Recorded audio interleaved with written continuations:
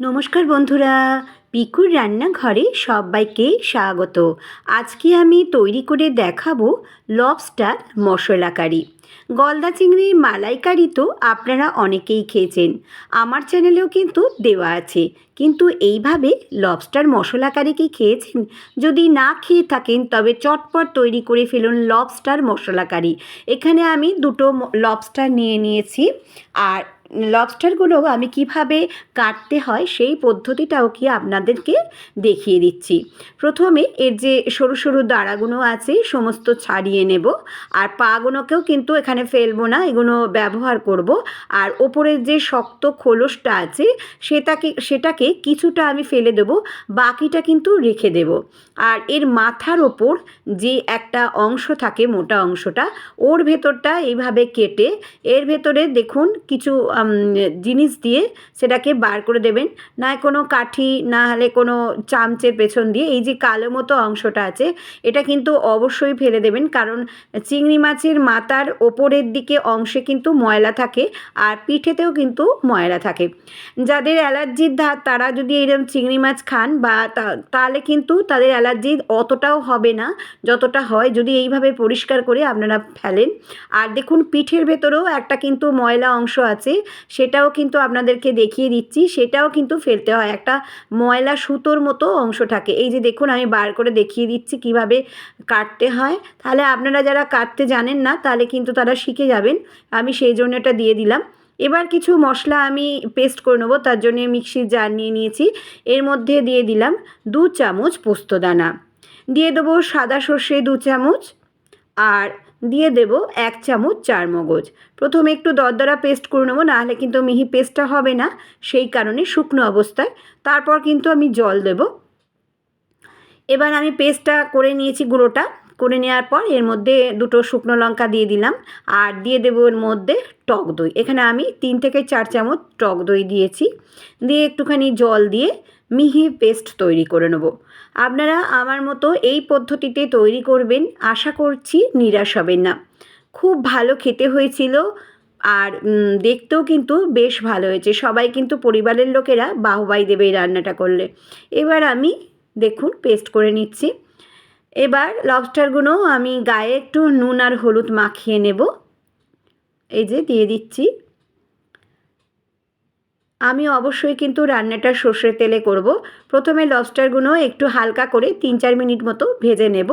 তার জন্য দিয়ে দিলাম কড়ার মধ্যে 2 টেবিল স্পুন সর্ষের তেল। আর এই দাঁড়াগুলো কিন্তু আমি ফেলবো না, এগুলোও কিন্তু এর সঙ্গে রান্না করব। এই যে নুন হলুদ মাখিয়ে নিলাম, নিয়ে এবার একে একে ভেজে নেব। এই সময় গ্যাসের ফ্লেমটা অবশ্যই আস্তে করে রাখবেন। এই যে দিচ্ছি, দিয়ে একটু লাল করে ভেজে নেব। বেশিক্ষণ কিন্তু ভাজবো না, বেশি ভাজলে চিংড়ি মাছ ছিটেও হয়ে যাবে, সেই কারণে। এই যে দেখুন এবার আমি তুলে নেব। এবার যে তেলটা পড়ে রইলো সেই তেলের মধ্যে কিন্তু দাঁড়াগুলোকেও আমি ভেজে নেব। এরমভাবে করবেন, এত ভালো খেতে হয় বন্ধুরা, তোমাদের কি বলবো। এবারে যে তেলটা রইলো সেই তেলের মধ্যে আরও দিয়ে দিলাম আমি 3 টেবিল স্পুন সর্ষের তেল। তেলটা কিন্তু একটু পরিমাণে বেশি লাগে। এবারে এর মধ্যে 1 চামচ দিয়ে দেবো 5 ফোড়ন, দিয়ে আমি এখানে দুটো বড় সাইজের পেঁয়াজ কুচি করে নিয়েছি, সেটাকে দিয়ে একটু বেশ লাল করে ভেজে নেব। এই সময় গ্যাসের ফ্লেমটা লো টু মাঝারি করে রেখে দেবেন। এবার আমি এখানে দেখুন লম্বা লম্বা করে আলু ছাড়িয়ে নিয়েছি। আমি আলু দিয়ে কারিটা করব, আপনারা চাইলে শুধুও করতে পারেন, কিন্তু আমি আলু দিয়েই করব, খেতে বেশ ভালো লাগে বলে। এবারে আলুটাও দিয়ে দিলাম, আলুর সঙ্গে পেঁয়াজটা একটু বেশ ভাজা ভাজা করে নেব। আর আলুটা যদি একটু ভাজা ভাজা ধরনের করে নেন তাহলে কিন্তু বেশ খেতে ভালো লাগে, সেই কারণেই আস্তে করে রেখে রেখে আমি কিন্তু ভেজে নিচ্ছি। এবার আমি এর মধ্যে দিয়ে দেবো আদা রসুন বাটা 2 চামচ। এবারে ভালো করে নাড়াচাড়া করে নিলাম। কিছু গুঁড়ো মশলা এবার আমি এর মধ্যে অ্যাড করব। দিয়ে দেব 1 চামচ লঙ্কার গুঁড়ো, যেহেতু শুকনো লঙ্কা দুটো দিয়েছি। দিয়ে দিলাম 2 চামচ হলুদের গুঁড়ো, পরিমাণ মতো দিয়ে দেব নুন, আর দিয়ে দেব 1 চামচ চিনি, দিয়ে ভালো করে নাড়াচাড়া করে নেব। রেসিপিটা যদি ভালো লেগে থাকে তাহলে সাবস্ক্রাইব করবেন, লাইক করবেন, শেয়ার করবেন আর নিচে থাকা বেল বাটনটা প্রেস করে দেবেন, যাতে নতুন নতুন রেসিপি আপনাদের কাছে খুব সহজেই পৌঁছে যায়। এই যে দেখুন কি সুন্দর তেল ছাড়তে শুরু করে দিয়েছে। এবার যে আমি পোস্তর যে পেস্টটা করে রেখেছিলাম, পোস্ত, চারমগজ আর সর্ষে আর শুকনো লঙ্কা, সেটা দিয়ে দিলাম। দিয়ে বেশ ভালো করে নাড়াচাড়া করে নিলাম। সম্পূর্ণটা দেখবেন বন্ধুরা, নাহলে কিন্তু বুঝতে পারবেন না কার পরে কী দিচ্ছি। এবার দেখে নিচ্ছি আলুটা কিন্তু বেশ অনেকটাই সেদ্ধ হয়ে গেছে, 70% মতো। আর একটু হলেই কিন্তু পুরোটা সেদ্ধ হয়ে যাবে। বেশ ভালো করে কষিয়ে নেবো এবার। মশলা যত কষানো হবে তত কিন্তু টেস্ট এর বেশি ভালো হবে। এবার সম্পূর্ণ চিংড়ি মাছটা দিয়ে দিলাম, দিয়ে এবার একটু নাড়াচাড়া করে নেব। আমার এফবি আর ইনস্টাগ্রামে পিকুর রান্নাঘর আছে, চাইলে সেখানেও সদস্য হয়ে যেতে পারেন। এবার আমি বাটি ধোয়া একটু জল দিয়ে দেব, দিয়ে আবার একটু ভালো করে জল দিয়ে নাড়াচাড়া করে চাপা দিয়ে দেবো।